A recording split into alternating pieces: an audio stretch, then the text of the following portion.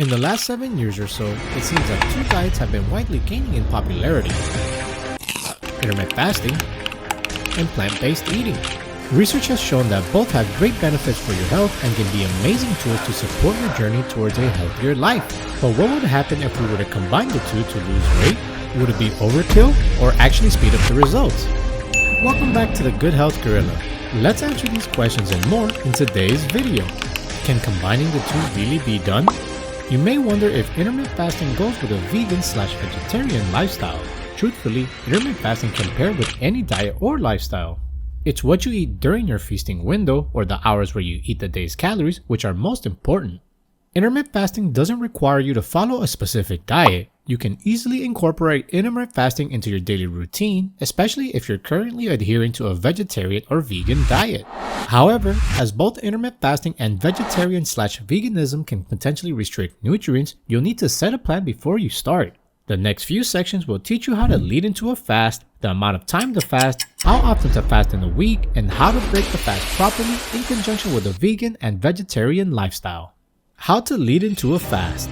Lead into your fast at dinner the night before the fasting period starts and go low carb as much as possible. The goal here is to make sure your leptin levels are low enough to tap into your body's fat burning potential. So, examples if you are a vegan or vegetarian would be consuming something as simple as tempeh or hempeh or a pea protein shake with a little bit of coconut oil. The goal is to keep fats high and carbs low with your last meal before going into a fast to elevate our ketone levels. Ketones are important for the weight loss process because they help preserve our muscles, and having a higher muscle percentage helps burn fat quicker. Length of time to intermittent fast. When you're just starting out, aim for a 12-hour fast. This will allow a gut biome reset in your body. Vegans and vegetarians specifically have healthy guts already.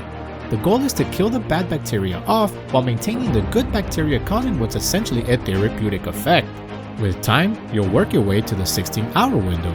The longer you fast, the more ketones your body produces, which is why you want to transition to 16 hours. Intermittent fasting means you alternate between cycles of eating and cycles of fasting, and there are many different approaches besides the 16-8 method, such as the 5-2 or the alternate day method. Which one you choose to practice is entirely up to you, as they all seem to yield the same benefits. With the 16-8 method, you will be eating in an 8-hour window while fasting for 16 hours. Whether it's from 12 to 8 p.m., 1 to 9 p.m., or even 2 to 10 p.m., the feasting window is also in your control. There are many reasons why a person could decide to practice intermittent fasting. The first is simple. There are no restrictions on which type of food you can and cannot eat, and there are no complicated rules to follow, unlike other diets. All you have to choose is when to schedule your eating and fasting windows, because intermittent fasting is entirely focused on when you eat, not what you eat. How often should you fast? Most people think you should be intermittent fasting every day, but that's not the case, and most people only need to fast 4 days a week to get the benefits. Reason being not to fast every day is because your body adapts to this new perceived meal structure and you end up missing out on the shock factor. For vegans and vegetarians combining intermittent fasting, you need to do this even less, and 2 to 3 days per week is what is recommended. How to break a fast. Breaking a fast is more important than going into a fast because your body is really sensitive at this point. Upon planning your first fast-breaking meal, aim to keep it small at first, and about 90 minutes after it can be larger. Keep it lean protein focused, such as hemp protein powder, and stay away from soy. Since your gut is still recouping at this stage, consume low-fiber vegetables such as spinach or a spring mix. As for carb, a good one to start off with is beets, and make sure to avoid consuming nuts. After transitioning to a very clean body with multiple nutrients, we have to balance out the antioxidants. We can start replenishing our body with omega-3s either through supplements or food in the large meal. The larger meal should consist of chickpeas, lentils, rice noodles, potato, and similar low glycemic foods. Now that we've nailed down these 4 steps we just listed, it's time to optimize our nutrient intake by ensuring you're also covering any gaps left by practicing intermittent fasting and veganism. Optimizing vitamins and minerals. Analyze your eating plan to be sure you're receiving adequate amounts of essential vitamins and minerals. Electrolyte supplements can help replenish your levels of certain minerals such as calcium and magnesium. However, you may want to add an iron or zinc supplement to your repertoire. Be sure you drink plenty of water daily. Intermittent fasting on a vegan/vegetarian meal plan means you get plenty of water from fruits and vegetables, but when you're fasting, you'll need to replace the water you've lost. Try to drink 8 to 10 cups of water per day while fasting. Plant-based diets tend to be higher in fibers than omnivore diets. This may seem like a good thing as fibers prevent constipation and promote good health, but increased fiber intake, however, needs to be combined with adequate hydration. Otherwise, all those extra fibers might be unable to move down the digestive system and could act as a plug. Yikes! To get the full benefits of a plant-based diet, you should eat as many varieties of fruits and vegetables as possible. This will increase your intake of vitamins, minerals, and antioxidants and boost the health benefits of the diet. You also need to be mindful of your iron consumption when following a plant-based diet. Tons of plant-based foods contain iron, but it is not always absorbed as well as the iron in meat. Therefore, aim to eat one source of iron with every meal and you'll be just fine. Good sources of iron include whole wheat bread, spinach, fortified cereals, nuts, and dried apricots. Lastly, you should be taking vitamin B12 supplements as it is quite hard, if not impossible, to get your daily requirements when eating a plant-based diet. You can ask your doctor or dietitian which vitamin B12 supplement will be best for you. Optimizing the plant-based diet with fasting. It's no surprise that a healthy plant-based diet can help you lose some stubborn weight. But when people think of a plant-based diet, they often imagine that they will be stuck eating salads for the rest of their lives.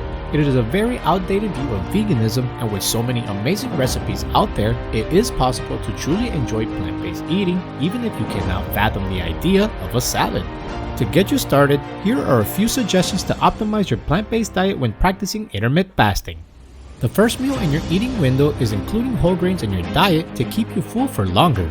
For example, you could start the day with some oatmeal and top it with your favorite berries and some walnuts. If you want to increase your protein intake, you can even mix in your favorite plant-based protein powder. You can also make a Buddha bowl by mixing barley, sweet potatoes, chickpeas, lettuce, and tomatoes.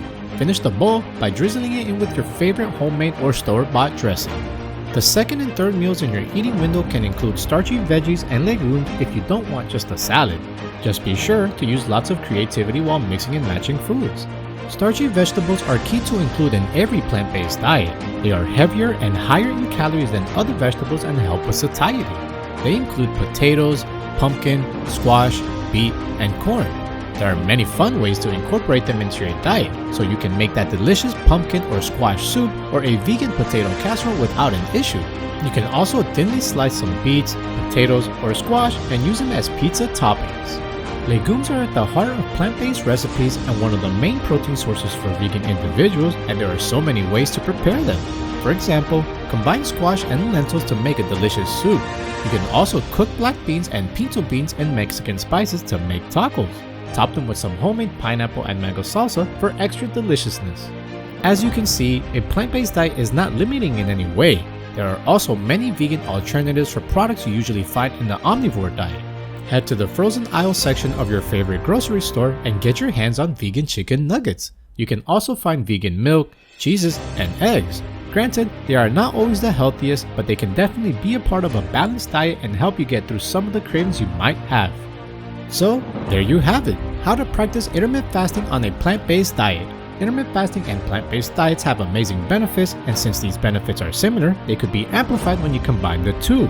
If you are already a plant-based eater, why not try intermittent fasting at the same time to see if you can notice a difference? Were you inspired by today's video? Are you thinking of making the big jump and trying vegan intermittent fasting? Let us know in the comments down below. And if you enjoyed today's video, make sure to like and subscribe so you don't miss our latest videos. Until next time.